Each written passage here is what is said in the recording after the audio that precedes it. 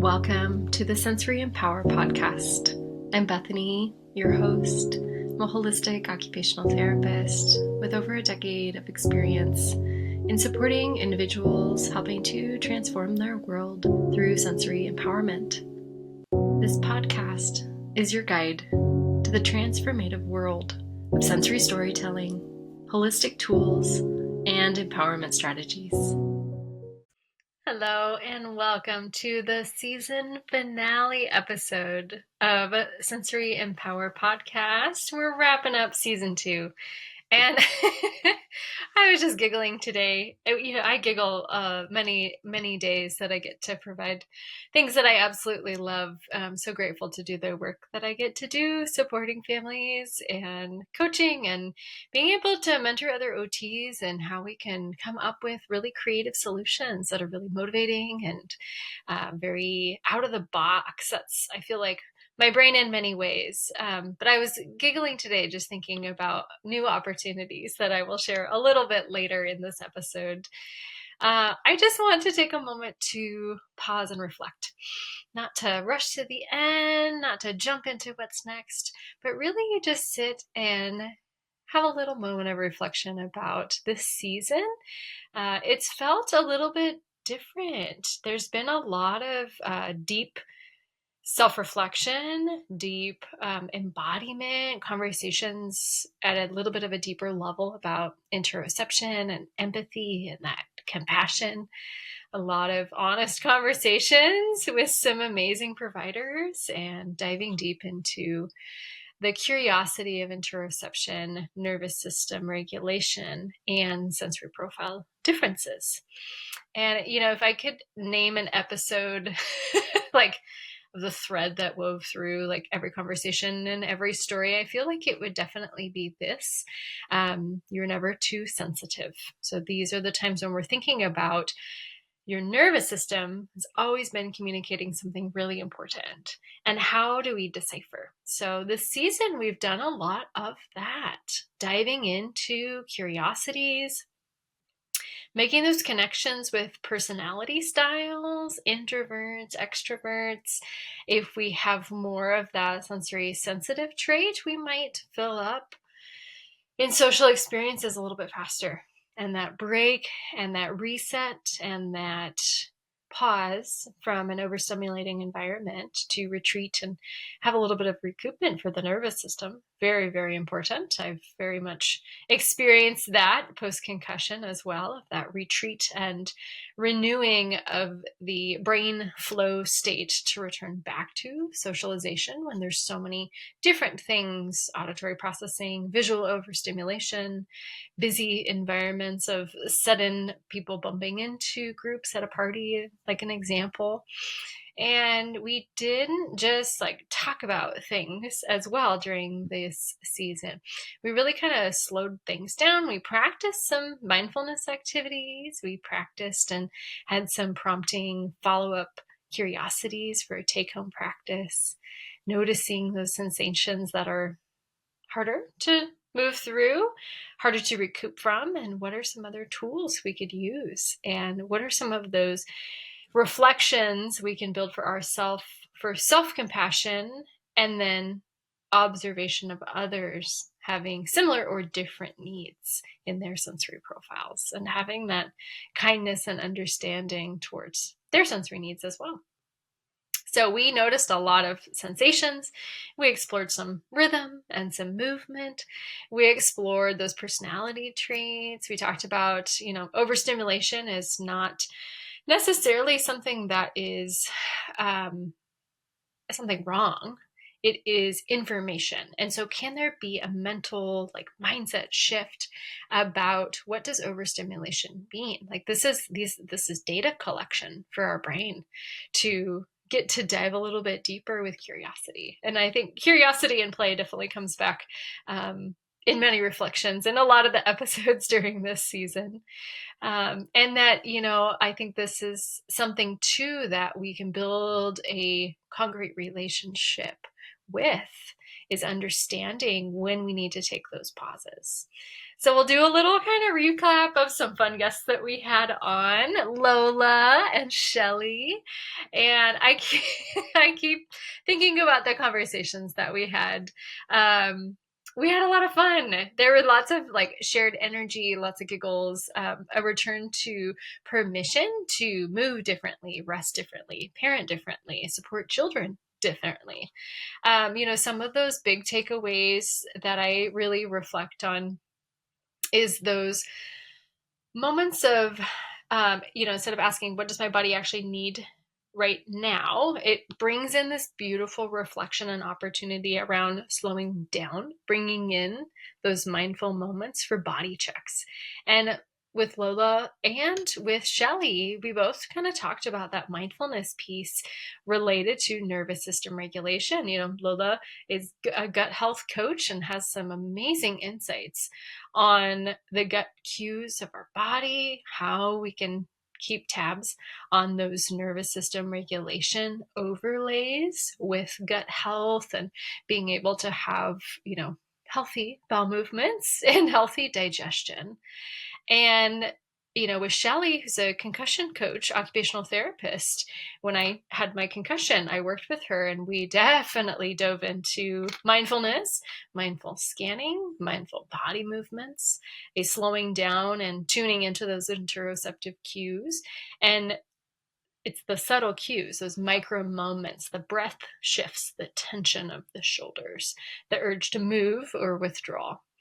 So Shelly definitely brought in some of those insights from the OT lens that I love so much about, regulation isn't about control, it's about access. So mindfulness, our ability to remain in the present moment, not thinking past, future, but being present, allows us to have so much access to reflection of our body needs, body sensations, reflection of the environment, and then a reflection of what supports could I go receive right now.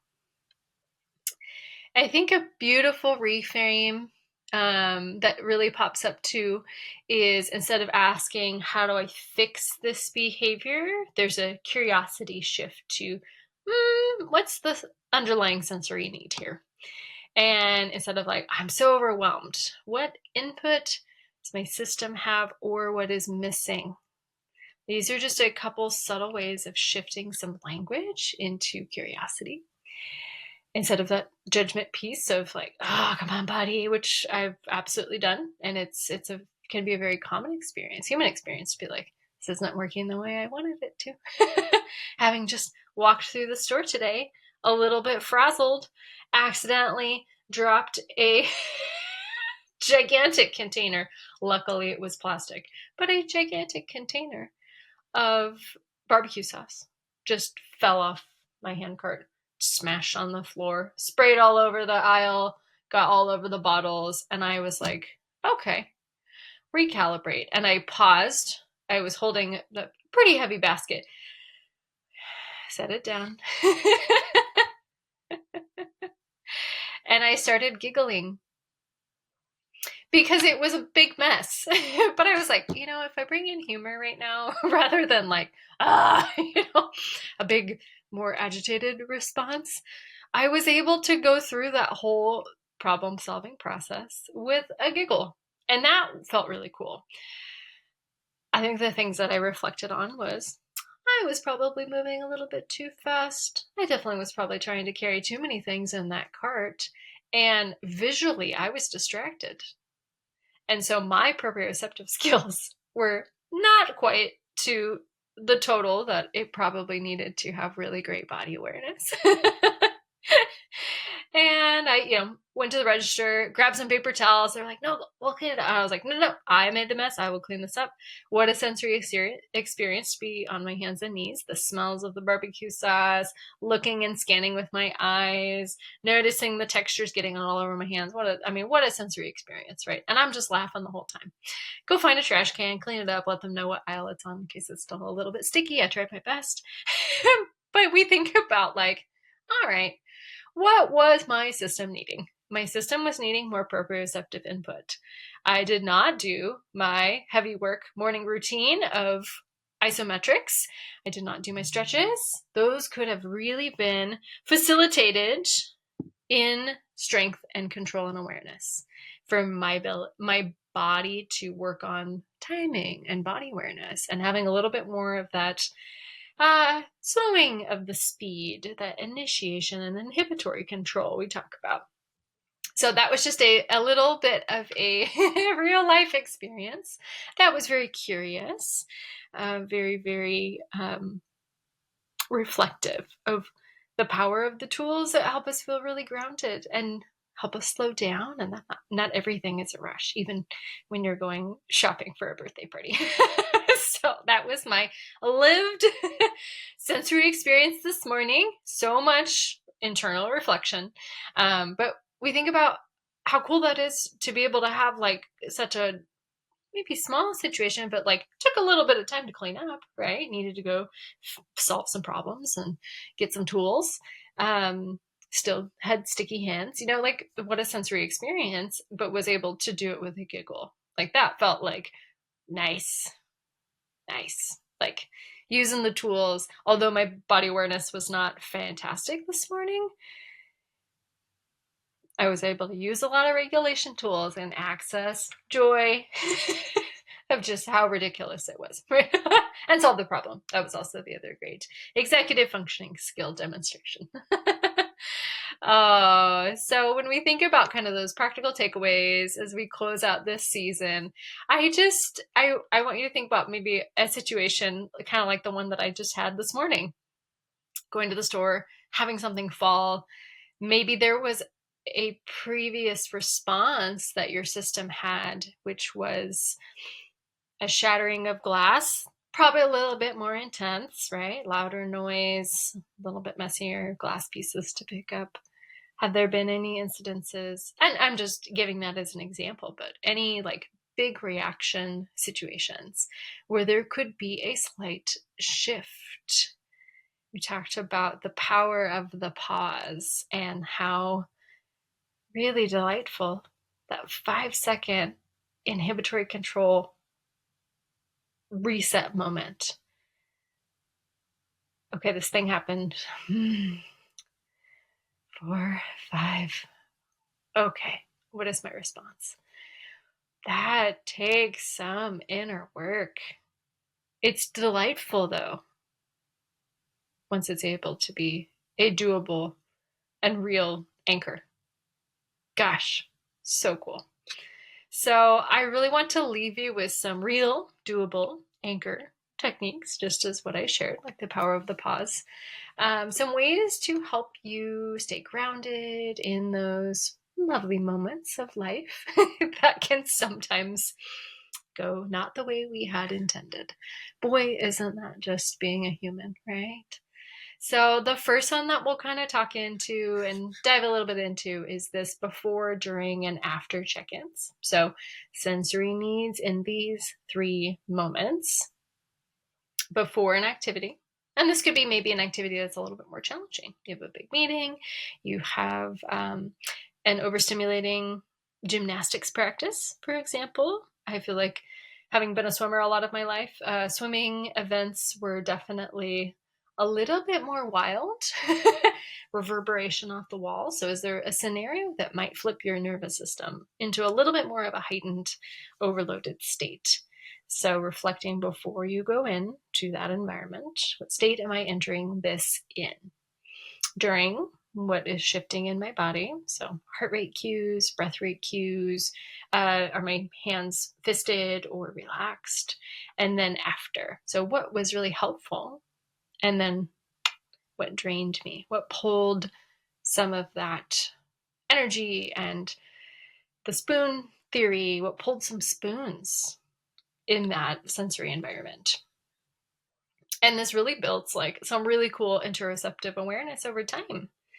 So many cool things. I think a lot of this that we talked about in this season 2 is self-reflection. That's a really beautiful opportunity. So that review of before, during, and after check-ins. Those 3 simple moments. Building a regulation rhythm, so not just specific tools. This came up a lot this session, so not a million sensory tools, but thinking about how you sequence during your day related to your nervous system needs. So alerting in the morning, So things that are going to move your body, give you a little bit more feedback, jumping, cold water, being able to kind of like have a little bit more of like faster breaths, organizing input during the day, kind of maintain that regulation, and then calming activities in the evening, really grounding stretches, deep pressure, neutral warmth, warmer drinks, helping to calm down that nervous system, and vagal tone as we prepare for rest. So some examples, and maybe you're already doing this, so you can take a little pause to reflect. Morning movement, focused activities during the day, and then a quiet reset time. Maybe lights off or dim lights, or a candle or a lamp. Another example might be outdoor play, alerting, getting some energy out with your kids. Having a snack can be really organizing, and then taking a break in the cozy corner, very calming for the system. So your nervous system and your children's nervous system love the rhythm, the flow. And then when we're thinking about kind of micro regulation moments, these are fun takeaways. This is one that I did use this week, actually. 3 slow exhales.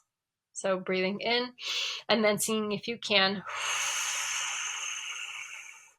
lengthen the exhale for 3 breaths. So can your exhale be longer than your inhale? I like to breathe in through my nose and out through my mouth. That feels comfortable. You can also breathe in through your nose, out through your nose. Trying, if we can, to have the inhale through the nose. We're getting some good oxygen up to the brain. It's just has a little bit more availability.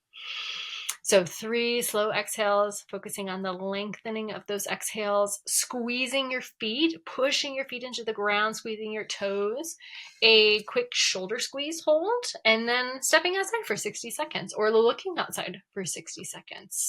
Those are some micro moments that can be like powerhouse tools. Really, really lovely. So when we're thinking about a reducing of things that can be overstimulating, this can be a curiosity of things in your environment, maybe your work desk, what can be removed or paused just for allowing nervous system regulation. So less noise, background noise, less visual clutter, fewer transitions, more predictability. Those are some ideas, right? We're just thinking about curiosities. And I hope maybe some of those resources of some quick little micro moments to help reset your nervous system will be of resource. I am, really excited for the next couple adventures with Sensory Empower. I have had a lot of fun doing this podcast, and I've had a lot of fun just coming up with new ideas and offerings for the community. This season has like really stretched me in a cool way. I've done a lot of solo podcasts and a lot of opportunities to slow down a little bit more, listening deeper, trusting, and not having as much like urgency to complete. It has really reminded me that this work, right? All of this beautiful nervous system work, it's not about perfection, making it perfect. It is about coming home to our body again and again and again. That slowing down, checking in, mindful cues, listening to our heart, listening to our lungs. And I've been waiting to share this part because I'm working on some marketing, but what is next for Sensory Empower? It feels fully aligned and very excited. I am continuing to expand my Sensory Empower Presents. So we are expanding to do more Train the Trainer. This is for teachers, parents, providers. If you're wanting to go deeper and not just learning strategies, but how to like teach regulation tools to others, practice those regulation tools yourself, nervous system education, sensory profile lessons. I have a Sensory 101 4-part series that is kind of my signature series. Very fun to think of how we can implement and reflect on small cup and little cup experiences of more of those sensory sensitive profiles. And then we've got a really big cup, but more a sensory seeker profile. What are some of those ideas, those ways of thinking about supports for each of those, for all 8 of our senses? love to dive into those real life applications. Like, what is the goal, right? Our goal is co-regulation and then working and progressing towards self-regulation. And it's been really fun to see the implementation, the feedback, creating those ripple effects. And that, like, oh, what dreams and joys I have to be able to have a deep personal experience of having some experiences that are challenging for my nervous system, and realizing that these powerful tools can be very, very impactful. They really can be a beautiful support in so many ways to support my ability to complete and to be able to support. And it really can impact every child that an individual supports, because they're coming from things with a different lens, from the sensory goggle lens of curiosity about, I wonder if I just change the environment slightly, what would happen with regulation in the room? It's very fun. Very fun. So Sensory Empower Presents is available for hire for your local communities, schools, or parent groups. Reach out at Bethany@sensoryempower.com to set up an intake call. We can go into what that may look like of bringing some Train the Trainer presentations to your organization. And then another little fun tool activity thing that's coming out. This will be local for Salem, Oregon areas. Sensory birthday parties. I had a parent ask, do you do birthday parties? And I giggled because I had never even thought of offering something like that. So Sensory Empower birthday experiences are coming to the local Salem area. So we're thinking gentle yoga, movement, breath work, calming tools, sound experiences, mindful-based art, and sensory playstations. We're thinking about regulation, inclusivity, and joy without overwhelm. Because those celebrations, especially for those that get overwhelmed, because I work with a lot of clients that do get really overwhelmed at their own birthday party, they can be really meaningful sensory experiences. So that is coming soon. I'm very excited to just throw that to the wind and see who might be interested.